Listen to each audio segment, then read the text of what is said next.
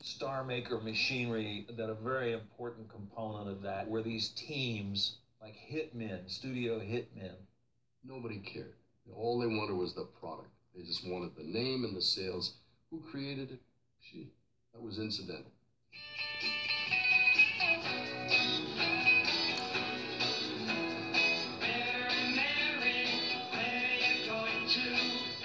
Tell them your story, Hal, about the Monkees, because the newspapers came in to talk to them, and we were in the next studio cutting their stuff, and then they were pretending that they were doing a date there in the studios.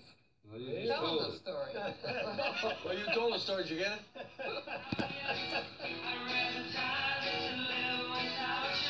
I've never considered myself a musician.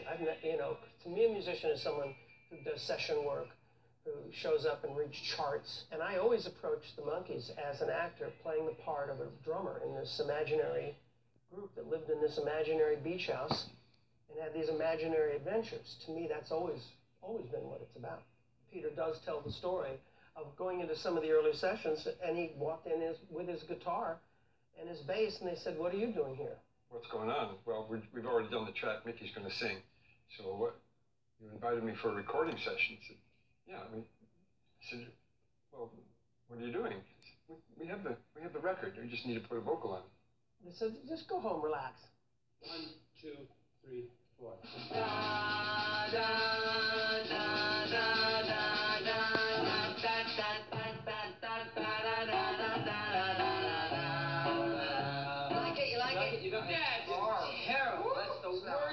I had no idea who these guys were in these early sessions. It was my first session. And I was introduced to them. These are the musicians. I was the vocalist. I remember Hal Blaine giving me some pointers in the sessions, and Earl Palmer would give me some pointers. But I didn't have to play at that point. They said, you're going to start drum lessons on Monday. And I did. And I had about a year.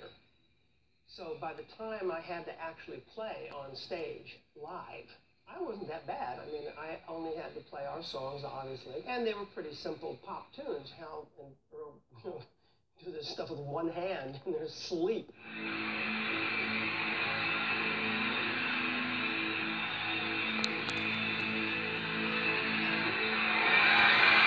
The fans, they didn't know or care, and I was like, what's the deal? This is a television show.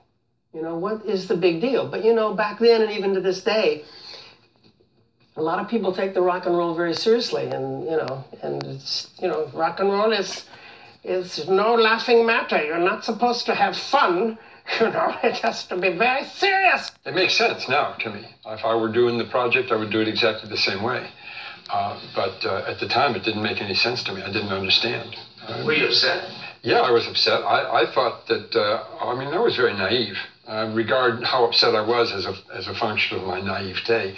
I thought I was going to be in a recording session and play the guitar and do the things and sing the background vocals and all the rest of that. I had no idea that they had just gone and made the tracks without us. I don't think there was any backlash to the discovery that the Monkees didn't play their own instruments initially, because everybody knew it was common practice. I saw them in everybody's session. I remember in RCA Victor going to the Mamas and Papas who were next door, and there was Hal Blaine, and then he'd come over and do one of our sessions, and then off to do somebody else, I guess. I knew they played on virtually all the Beach Boy records, but I think finally, some of those guys are coming clean.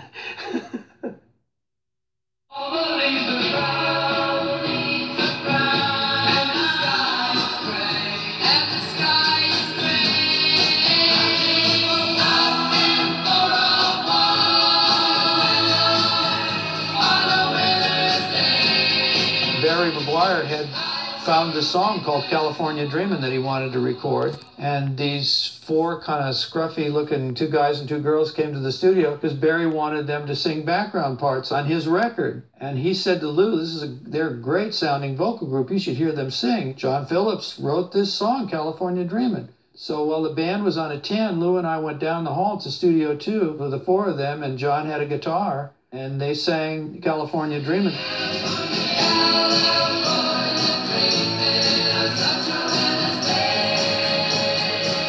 Lou said, what do you think? And I said, if you don't take them, I will, After hearing their vocals, their background vocals, I thought it should be their record.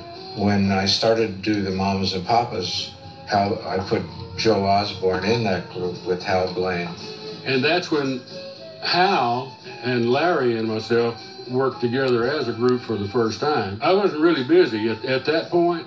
I wasn't busy as a studio player, and Hal helped me get into that area. Those kinds of combinations of what Joe brought to Hal Blaine and what Hal Blaine brought to Joe Osborne was great.